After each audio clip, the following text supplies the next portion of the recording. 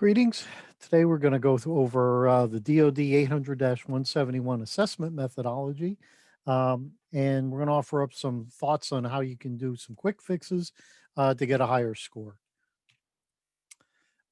Quick disclaimer. Um, this is not an official presentation. NIST, DoD, CMMC-AB. We pulled information from lots of sources. We're not guaranteeing anything. We're not speaking on behalf of any of those organizations. We're just sharing some broad thoughts and hopefully providing you a way to increase your score. Um, this is a little bit of a departure from the normal sort of CMMC updates, although we will talk about it briefly. But first, I'm going to go over the DFARS interim rules, which kind of got us where we are. We will do a very quick update on where we are on CMMC. I will talk at length a little bit about the DoD assessment methodology. We will talk about the supplier performance risk system, and we'll go over three things that'll help you get some points added to your score. So the interim rules were released at the end of September. Basically, DoD was struggling through the regular rulemaking process, opted to do the interim rules, 60 days published in the Federal Register. They go into effect, or did go into effect, on November 30th. Three new rules were added. The 7019 clause requires contractors to upload their basic score into SPRS. At the same time, you do have to update when you expect a perfect score. The 7020 clause allows DoD to score your system security plan and POEM, and they can load the score into SPRS. 7021 is the sort of long awaited for CMMC clause. This allows DoD to use CMMC requirements in the procurements. The current 7012 requirements have not changed at all. You're still required to have your system security plan, your POEM. You need the medium level certificate. You need an incident response plan. All of those things are still around. CMMC, as soon as the rule goes into effect on the 30th of November, you can expect to see 15 RFP comes out during the rest of FY21. They haven't really changed where there's going to be. It's that same general broad category, unclassified nuclear related, some cyber added into that, and some missile defense. Right now, there are 75 provisional assessors that have been trained. The marketplace should be live. You can find out who they are. They're still waiting on how the C3 PAOs will be set up. Right now, there are no approved C3 PAOs. The only ones that will have access to those assessors and C3 PAOs will be companies that are bidding on these affected contracts. The accreditation body will be making the connection to align assessors, C3 PAOs, and companies seeking certification.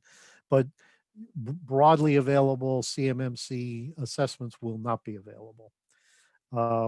Presumably, as soon as the training is updated, following the first round of assessments, they'll start training assessors. Realistically, I'm guessing right now we're looking at third quarter of next year. Don't expect to see a big rush for the government to release CMMC requirements, probably fall 21. A DoD CMMC assessment guide is expected out in December. It would be the equivalent to the CMMC appendices as the 800-171A is to the basic 171 document. So the DoD assessment methodology, it's out there. Version 1.2.1 was released back in June. Basically, it's three levels. Basic assessments are self-assessed. That takes your self-assessed system security plan, allows you to put a score to it. Medium level scores, or DoD will come use your plan and score it. And high is where DoD will actually come on site or virtually and do an in-depth assessment. I'd like to believe that there will be some reciprocity with a high assessment for CMMC level 3, but nothing official has come out of that. In the assessment methodology, 109 of the 110 controls are scored. And as it implies, it is only the 800 controls. Control 3.12.4, which is the one that says you need a system security plan and a poem, has no point value. If you look at the little box to the side, this is the note directly out of the assessment methodology. The last part there says if you don't have it, you are not in compliance with DFARS Clause 7012. DoD has been making a lot of noise about contractors that are not in compliance with the DFARS because they don't have a system security plan. The controls are each worth 1, 3, or 5 points. Generally speaking, there's no partial credit. Your maximum score is 110. You deduct points for each control not implemented. The point values 1, 3, or 5, it just varies. New CMMC requirements are not assessed and they don't have any point value. Only the 800 controls are assessed. You can see pretty quickly that with 110 controls, 110 points, and values that can be 1, 3, or 5, you can end up with a negative score. And so you can be somewhere minus 203 to a perfect score of 110. 3.5.3 for MFA, you can have partial credit. There's multiple places MFA is required. So you can have 0 points deducted, 3 points or 5 points, depending on how you have deployed it. And likewise for the FIPS encryption, if you've got encryption enabled everywhere, but it's not necessarily FIPS validated, you can still pick up a few points on it instead of having all 5 points deducted. Medium and high assessments done only by DoD. The DIBCAC down at Fort Lee is responsible for training the auditors, assessors. They will be coming out of DCMA, DCAA, or DCSA. All three of those agencies have some statutory authority already. This just kind of codifies it and says instead of just assessing your system security plan, they will assign a score to it. If they do the score, they can upload it into SPRS as well. If there is a virtual high done, the max score is reduced, I believe, to 100 because they cannot independently verify the physical controls. So the maximum score is reduced. It'll be noted correctly that way in SPRS. And if it's a medium or a high, that's also added to SPRS. It shows that it was not just a basic contractor self-assessment. Right now in SPRS, you load your score. You don't have to do it by the individual items. You also need to put in a date when you believe you will have all of your gaps closed and that you will in fact have a perfect score. Personally, I believe you will see SSP and POEM upload requirements shortly. Similar to what you may have done with EMAS or other places where you've been asked to upload it instead of just putting the score in. But the way it's rolled out right now, it is a score only with the date. This is completely opinion. I mean, I've listened to a bunch of things. I've read different announcements. I've read the regs. Update your score as you close items. You certainly want the company to look as good as you can within PRS. I wouldn't update it daily or every time you think you could get a point back. I think frequency of changes is going to be a problem. Don't do things to attract attention to yourself. Likewise, I wouldn't go from a 20 to a 95 in the course of a few weeks or maybe even a few months. While that might be possible, I think that's likely to attract attention to yourself. DoD will select companies for medium and high assessments based on program risk. A program risk could be coming from the contractor themselves because you have a really bad score. It could come from the type of nature of the work. If DoD thinks it's just a riskier program, they're more likely to say we're going to do a medium or a high assessment for it. Remember, all of this is while CMMC will be rolling out over the next 5 years. What about the score? And I could have added officially to every one of these, but there's no announced pass-fail score. There's nothing to say how the score will be used. Acquisition officials, to the best of my knowledge, are being told to retrieve the score as part of the award process and the overall risk assessment. And whatever you do, don't inflate your score. Obviously, you want to cast yourself in the best light, but um, creative license versus out and out lying is just going to get you into trouble. Um, Go after the low hanging fruit, get those scores up as best you can, and make a concerted effort to fix it. Um, in DoD's defense, you've been certifying that you're doing all of these things for the last 3 to 5 years anyway. So from their standpoint, um, they understand that 80% of the contractor base probably never did an SSP, but at the same time, they look at it and say, hey, you've been telling us you've been doing it. All we're asking you to do is now take the document that you've been using and just apply this score to it. What's a realistic score? This is all opinion. This is based off of me having done a bunch of these in the last couple of months. Um, if you are a reasonably structured, well-run company and you've gone out of your way to spend time and money on 7012 compliance, you're probably in pretty good shape. 75 to 90 on your score, maybe even a little higher. Probably some FIPS validated encryption, some MFA, and a few nitnoid policies and procedures that you still need to finalize, need a little bit of work, but you're overall in pretty good shape. If you've implemented some technology, but maybe you're a little informal on the policy side, you're probably going to find yourself in the 30 to 65 sort of range. Doesn't mean you're doing things badly. It just means that definitely have room for improvement. The one man IT shop, ad hoc processes, maybe you haven't deployed a lot of technology. You're going to have a pretty low score in that 0 to 25 range. Um, and by the way, these are coming out of actual companies that we have done assessments for over the last few months. Um, if you've out and out just completely ignored compliance, maybe you have an SSP, or let's just say you've created something that qualifies, but you've largely ignored the compliance issues, you will be in the minus 50 to minus 40 range. And if your organization is basically just one step above bring your own device, you hand out computers, but you don't do much management of them. You've got no vulnerability patching going on. You've got no way to monitor them.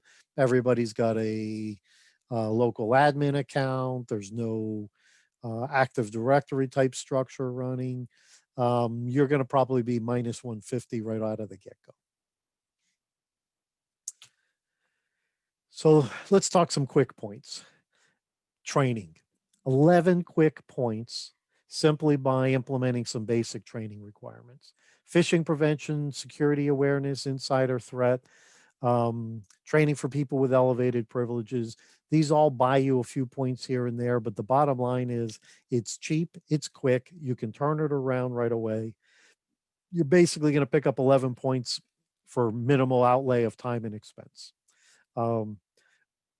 We charge a maximum of about $3.50 per user per month to do that very thing. So do some quick math. You can see that that's a pretty quick bang for the buck. This is little bit harder to get the points, and it's going to cost a little bit more money, but all of those 10 to 12 requirements that are out there that talk about log retention, log analysis, monitor logs, collect logs, review logs, analyze logs, um, implement a third party SIM.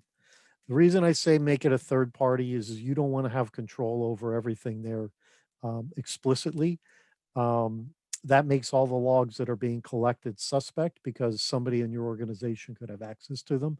They could be subject to change. And part of this, drill is to basically say that we're capturing all of this stuff. It's being analyzed. We're doing correlation. And none of the people that are responsible for making changes can, in fact, edit the logs, make and basically obscure their changes. Um, Compliance aside, these tools that are out there have a huge impact on your cyber defense. So while a lot of companies don't do it, this is a lot of bang for the buck. Take a look at the solutions that are out there. Personally, I think you need to do it with a third party. Don't go out there and get one of the, the GitHub and get one of the shareware, freeware, open source solutions and install it on your server or put it up in Azure. It's just not going to meet the compliance requirement, in my opinion. And in reality, it's not going to really um, give you a lot of benefit from the cyber side. Don't be put off by the cost. Um, the costs vary widely based on the tool. There are plenty of solutions that are priced for the small and mid-sized market. Your alternative here is to go hire 5 people to do what these tools can do, because realistically, that's what it's going to take to do it. Much cheaper for these solutions. It's going to be a fraction of the cost of hiring staff to do it. It's going to be more accurate, and you're more likely to get the boxes checked for compliance. This last one is really not a, oh, and for the SIM, you're going to pick up probably 30 points. A CUI control plan. And now this touches on a lot of things. There's a CMMC requirement that specifically addresses it. You don't get any points for that, but you've got CUI flow, CUI control, CUI access requirements sprinkled throughout 800-171. So even if you've got really strong technical controls in place, if you haven't published in your social media policy, for instance, not to put CUI into your social media accounts and stuff like that, this is one place you can just get it all into one section, address some of your other controls, and pick up 30 points on it. Completely outside the IT umbrella, works out pretty well for you because it becomes somebody else's problem. And you can engage HR, you can engage, other organizations within the company to go ahead and do that. So I need a plan for my poem. Don't panic, but you need to act quickly. And I qualify that with, if you don't have a system security plan in poem yet, you can go ahead and panic.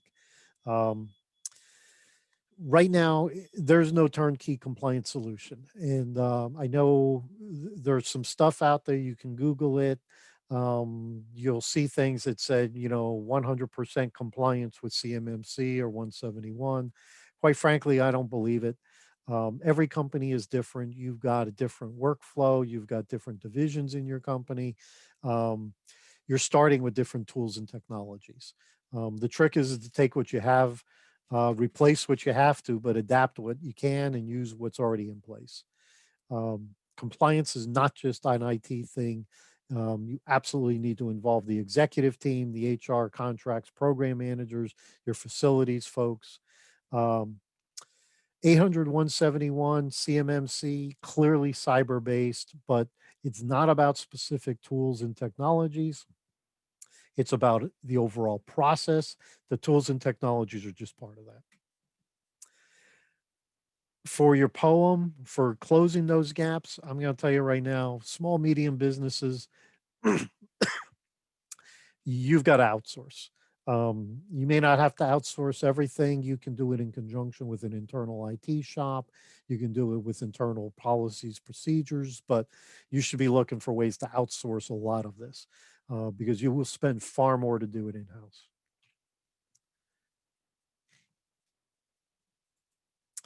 Um, this is my one little piece towards marketing since we are doing this. We can help you with a gap assessment, 800-171, system security plan, poem, and score it. We do that all in one document, one process. Think of it as a 3-for-1. You're going to have a lot of IT policy work probably needs to be done. Business continuity plans, COOP, if you go down that path, incident response plans, all of those sort of things are out there. I already mentioned, we do the security training, but we also offer several options on SIMs. The short answer is it just sort of depends on the company what the best solution is. It's a function of what kind of data needs to be captured, how much data needs to be captured. Um, are you a high value organization? Do you have a target on your back? But regardless of what it is, we deploy SIM solutions and then back them with a 24/7 SOC. Um, Intiva is a managed service provider. We are also an MSSP. We are now also a CMMC RPO. So we can help you with a lot of different things. Our tools and processes that we deploy for our government contractors with our compliance plan address 90 plus of the overall CMMC requirements. Um, for the 800-171 assessment, we help you get started. You're going to baseline right at about an 85. You do have to add some physical, personal workflow controls and things like that. That'll get you up to that 110 perfect score. Our website is listed here. You can send me an email directly if you have any questions or you'd like to talk to somebody about doing CMMC assessments. For SPRS, those are your two links. The first one will take you actually to the registration page, and that's sort of the overall portal. If you go directly to the SPRS site as the second link, you can find the quick guide and some additional information related to the 800-171 specifically as it relates to SPRS. Thanks, and look for our next release in another few weeks.